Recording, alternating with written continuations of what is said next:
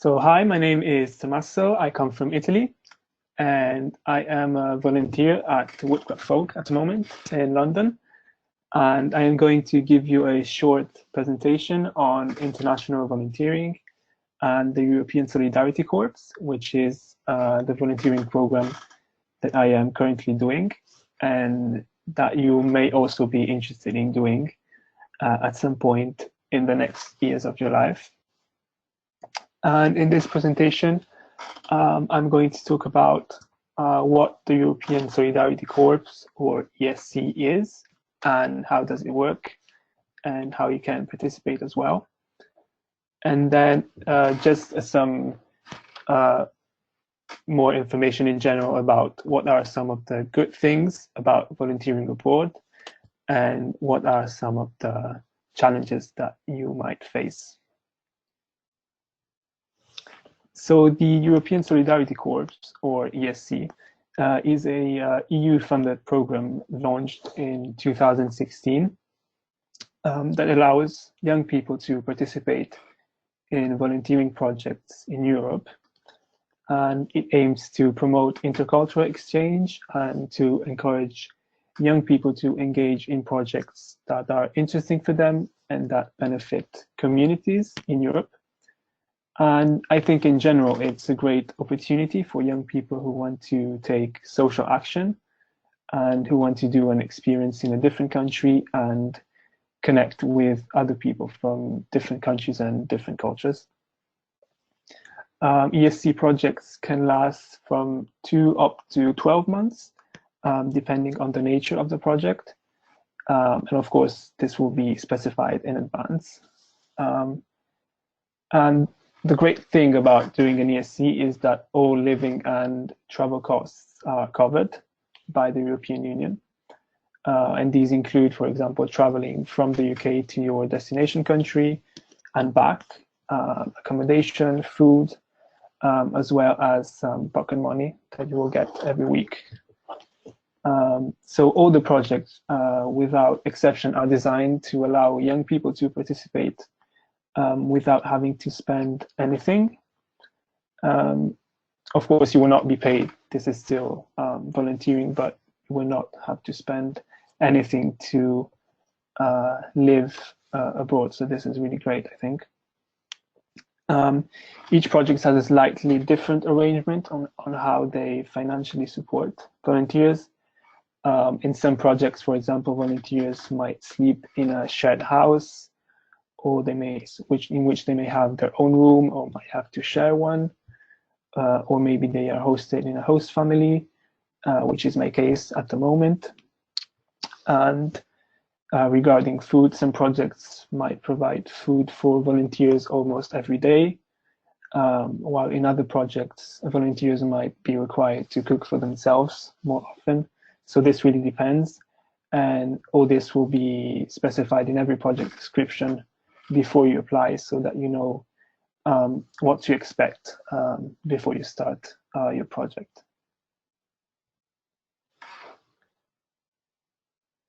All ESC projects have the objective of strengthening cohesion, solidarity, and democracy, and to promote active citizenship by encouraging young people to get involved in tackling society's challenges. And I mention this because I think a lot of the thinking and principles behind most ESC projects are quite similar to many of Woodcraft's aims and principles. And you as a member of Woodcraft will probably find it quite easy to relate to them and find most projects interesting, I think. And ESC projects are also really focused on promoting intercultural exchange and solidarity between young people coming from different countries in Europe. And personally, from a personal experience, I think this European and international dimension of ESC projects is the real added value of these kinds of projects, and what makes them quite special, I think. So who can participate in ESC projects? So if you are between 18 and 30 years old, you can apply to any of the projects.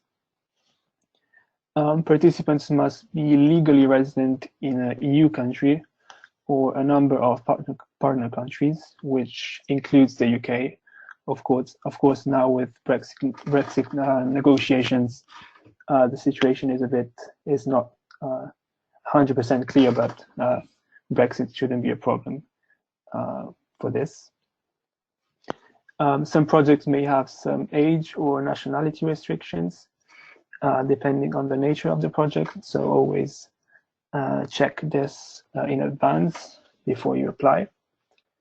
And yeah, you can do your ESC experience only once. But of course, considering that this experience can last several months, this makes sense.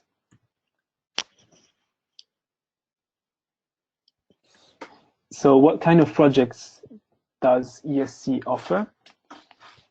So there is a portal, which I will explain in a few minutes, where you can look up projects depending on, for example, what country you want to do your project in, or the topic of the project, or also the duration of the project. So you can filter between these different things depending on what you're interested in.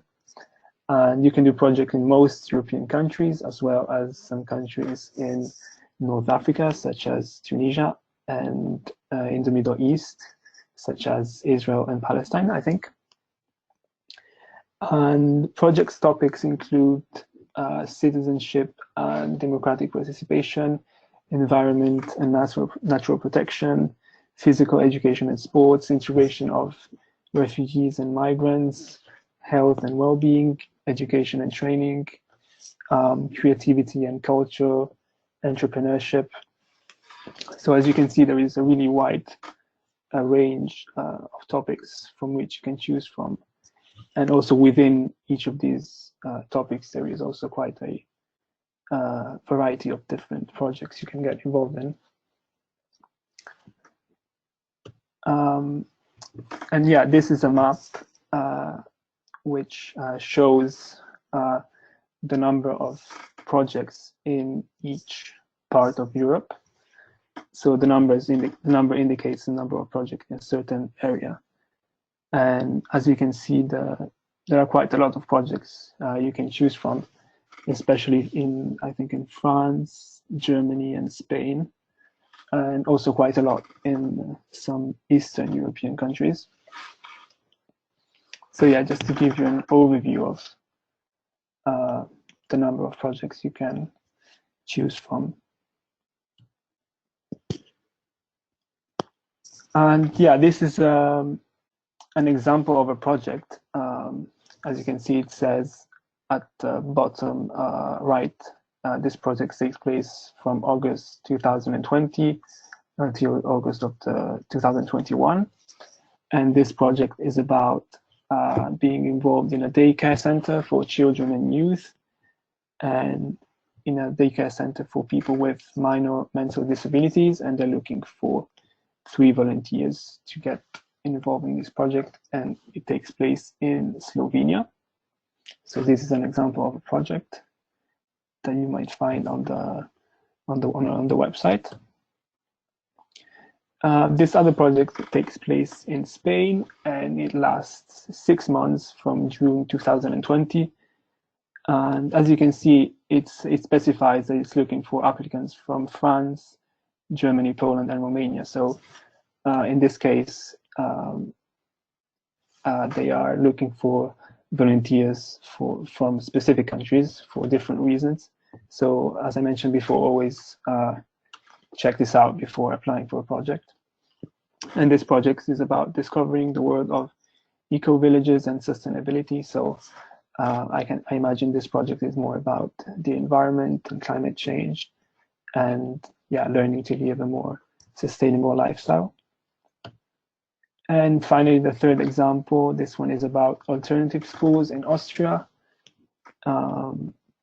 And it doesn't say much on this picture, but I assume this project is more around education and working with children. So yeah, this was just to give you an idea of the kinds of projects that are available. So how does it work in practice and how can you apply? So the first step is to create a profile and register on the European Youth Portal, which is a website that you can find online, and where you will see the projects you can get involved in. So when you create a profile, you give a bit of your personal information and tell a bit about yourself and what you are interested in. And step two, on this website, you search for and apply for projects that interest you, depending on the type of projects or the location. That depends on you, and you're free to choose whatever projects you want. And also, some organizations will be able to look at your profile and contact you first. So if an organization contacts you and they have a project that is interesting for you, then this might work as well. And once you match with an organization, so once you apply and the organization thinks you have an interesting profile, you move on to the next phase of the application process, which is usually an interview. And yeah, the interview is not like a job interview. It's more it's more an opportunity for you to ask questions about the projects and understand better what it is about, and for the organization to understand if you have the same kinds of expectations, and yeah, if they think you have the right profile and motivation to take place in the project. And after the interview, if you're selected, you're ready to go. And step 4, before the departure, you have also a pre-departure training, which is organized for you, which is designed to prepare you a little bit for some practical things before you leave, such as arranging travel or helping you with things that you might have to bring to the project. And this support will be given to you by your sending organization, which is an organization that will be in your home country, to which you can turn to for if you have any questions or if you need any kind of support. And step 5, once all this is set and done, the adventure begins and you can start your project.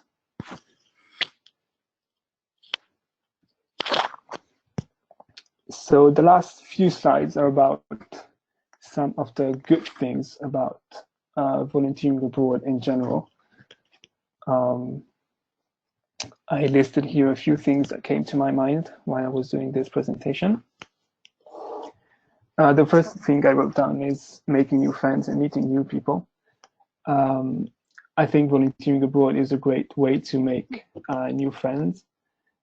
In most of the projects, you will work with other young people and volunteers doing the same experience as you, and there are always plenty of opportunities to meet new people during these kinds of projects.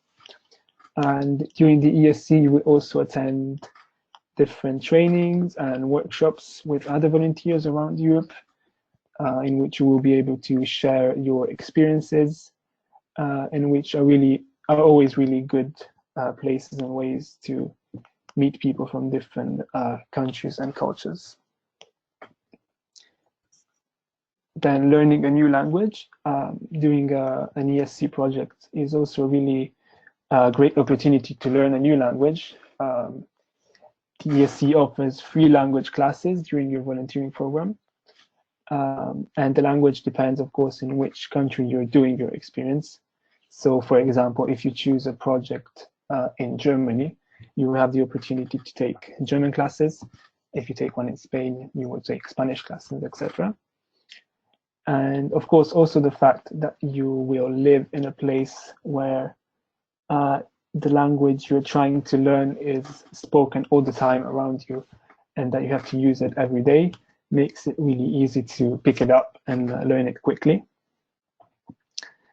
So yeah, keep this in mind, and when you choose a project, keep in mind the location in case learning the language is a priority for you, so that you can hopefully choose a project in a country in which you will have the opportunity to speak the language you wish to learn. And of course, another great thing about volunteering is that you have the chance to do something you care about and are passionate about, which isn't unfortunately always the case with paid work. So doing this kind of experience abroad, in this sense, can be a way for you to dedicate some time and some energy to something you care about and doing something that is important for you and that you enjoy. Also, depending on what type of projects you choose, doing an ESC is also a really good opportunity to develop different kinds of skills that might be useful in your personal life and possibly in the future when you will be maybe looking for a job. The skills that you will develop will, of course, depend on the projects that you will choose. Just to make an example, if you choose a project related to protecting the environment, you might be able to improve your communication skills by organizing campaigns to raise awareness related to climate change. Or if you do a project that is more linked to education, you might learn different ways to interact and engage with children of different ages. These are just two examples, but as I mentioned earlier, there is a really wide range of projects to choose from, in which you can do many different things and develop different skills. Also, projects are usually quite flexible to accommodate your interests and things that you're interested in, so that you can also choose to you can choose the skills you want to improve and learn that are more interesting for you.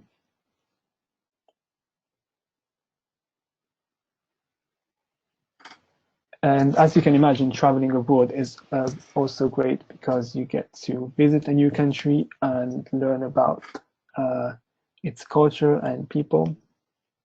And seeing new places and meeting new people who might think differently than you is always a good way to challenge ourselves, I think, and what we think. And also especially to realize how much in common we have despite our differences. And finally, the last point that I wanted to make is that volunteering can also help us become more independent and confident, living on our own in a different country and having to adapt and being confronted with situations that might be challenging, or things that take us out of our comfort zone and encourage us to adjust and challenge ourselves.